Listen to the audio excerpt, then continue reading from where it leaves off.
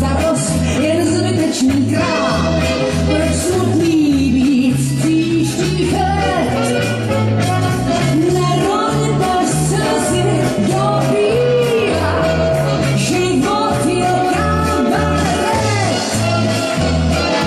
Kdo z nás by seděl jak poslední sám, kolem je krásný svět. Hloupý, kdo s námi nespívá, život je kabaret. Každý se baví, kdo přidá se k nám, budem spát ráno v 5.